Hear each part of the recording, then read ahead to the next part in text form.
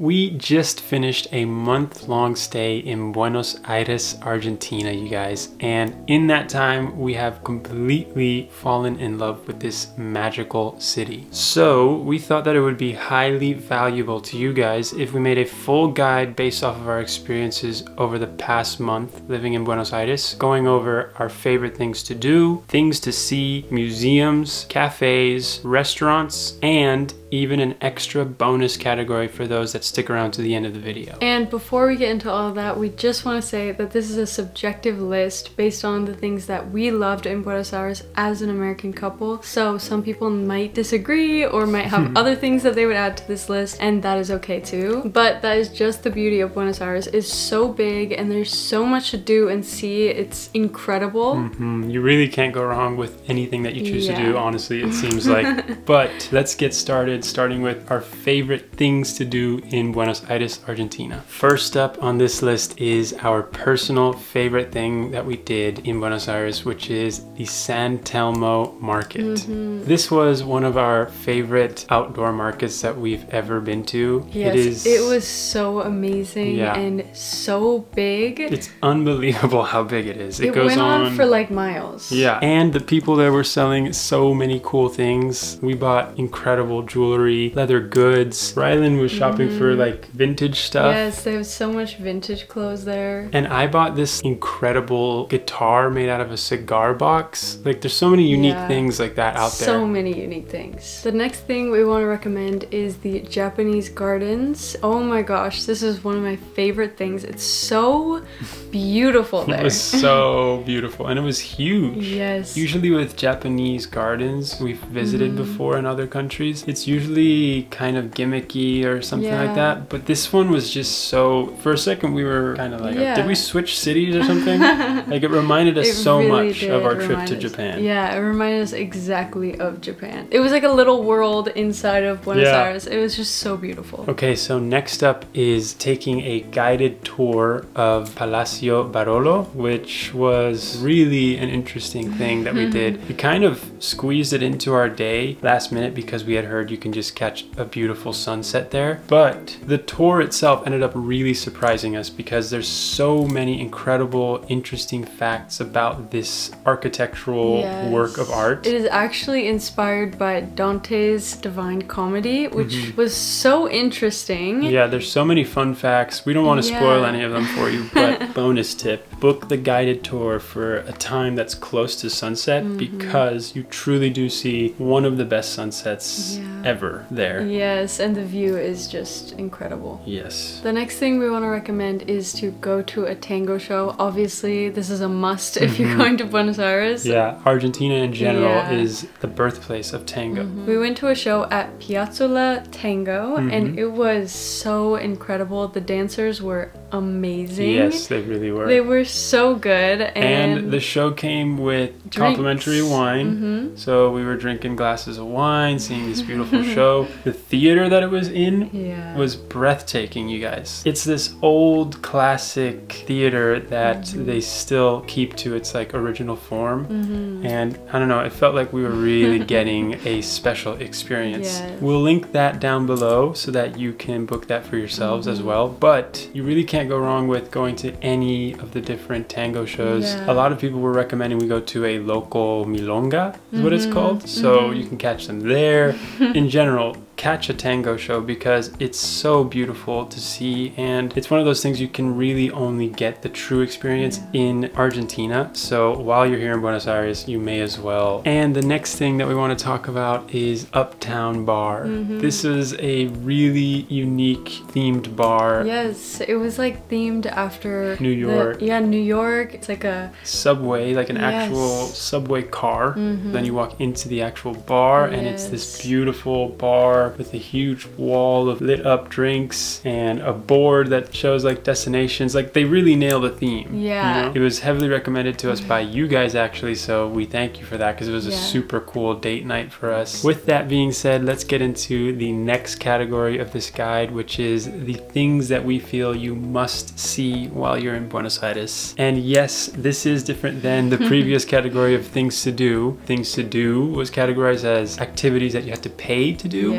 And now things to see are these beautiful parts of Buenos Aires that we believe you should just go check out. Yeah. They're completely free and they're super easy to just fit into an itinerary. So the first thing that we want to recommend that you see is Recoleta, which is a neighborhood inside Buenos Aires, and it is known for its Parisian architecture style buildings. Yeah. It's so beautiful. Yeah, it really was impressive. And if you heard anything about Buenos Aires, you've probably heard it referred to as the Paris of South America.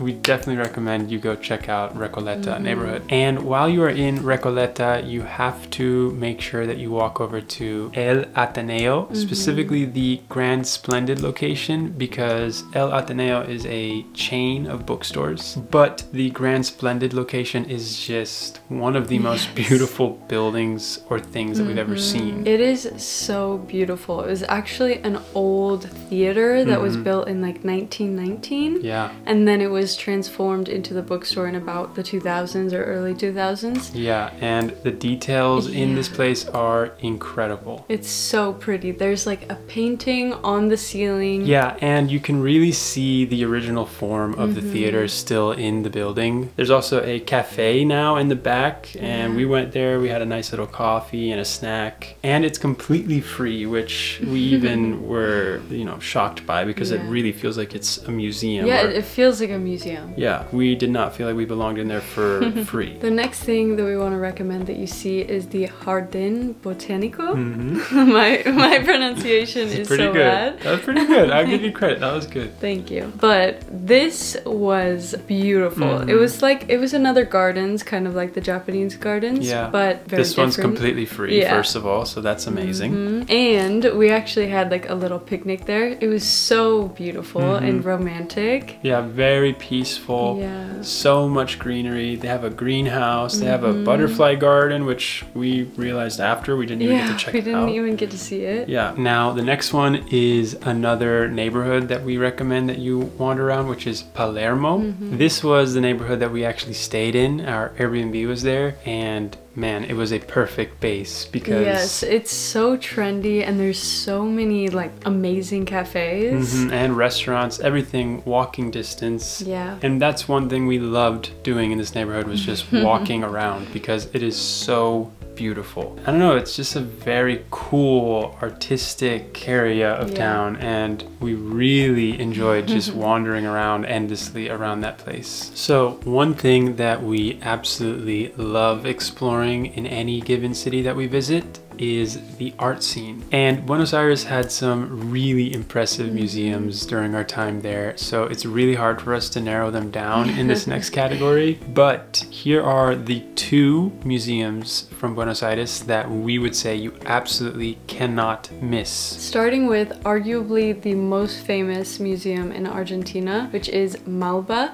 This museum was so beautiful and definitely worth all of the recommendations that we got from you guys. It was incredible. Yeah, they have a Frida Kahlo exhibition, which was really cool to see more about her personal life and some of her amazing art. There's actually multiple floors. The top floor was incredible. Yeah, it was very like unique is what I'll say. It was like modern. Yeah, more modern art type, kind of weird, but we liked it. It was a fun, you know, not too huge and overwhelming museum. Which I love. Yeah, it was like a nice collection of work. Yeah. And the next one that we want to talk about is probably our favorite one that we visited in Buenos Aires, which is Museo Nacional de Bellas Artes. This place was so huge. We probably didn't even cover the full thing. Yeah, we definitely didn't. And we were there for hours. For hours, you guys. They have works from Rodin, Goya, Rembrandt, Van Gogh. Like, the list goes on and on. It was just full of incredible work. And the best part about it is it's actually free. Yeah, completely free. That's just like unbelievable, actually, guys. I cannot communicate to you how impressive this museum is, and it's free. What business does it have being free? Something that we heard a lot about before coming to Buenos Aires was the cafe culture and how amazing it was. And we love cafes. We probably went to one every single day while we were there. Yeah. Which was so fun because from anywhere where you are, there is a cafe 1 minute walk. Yeah, for sure. Like, and they will all most likely be good. Yes, there's just so many good ones and we never had a bad experience. Yeah, so it's very hard to narrow these down, but we managed to narrow them down to our top 4 favorite cafes in Buenos Aires. Starting with one of the ones that we probably went to the most on our trip because it was right next to our apartment. Yeah, we literally went there almost every morning. Yes, it is called Birkin Cafe. Yeah. Oh my gosh, their coffee was incredible. Their breakfast, we used to get this breakfast which was like bacon, avocado. It was called the pancetta y palta. Yes, and it was amazing. Incredible. The bacon that they give you is this thick cut slice of bacon. And don't even get me started on the coco y dulce alfajores. Yes. Which were incredible. I had one of those every single day pretty much. Every time I went there I had that with a cup of coffee and the pancetta y palta. The next one that we want to talk about is more of a bookstore almost than a cafe, but it also has a cafe within it. It is called Libros del Pasaje and it is so beautiful and so peaceful. We actually would go here to work most of the time. We would work on our videos and edit there because it was just a very relaxing vibe. We loved the huge floor to ceiling bookshelves. And they had great coffee. Yeah. And what are those called? Oh, they had the media lunas, which were so good there actually. I remember that. The next cafe we want to recommend is Cuervo Cafe. This was probably the best coffee we had in Buenos Aires. Yeah. It was so good. Amazing coffee. And their cinnamon rolls, so freaking good. Like, they were unbelievable. Plus another place with a cool vibe to it. We loved the to-go window. We would just walk by and pick up our coffee. So pretty. Walk around Palermo.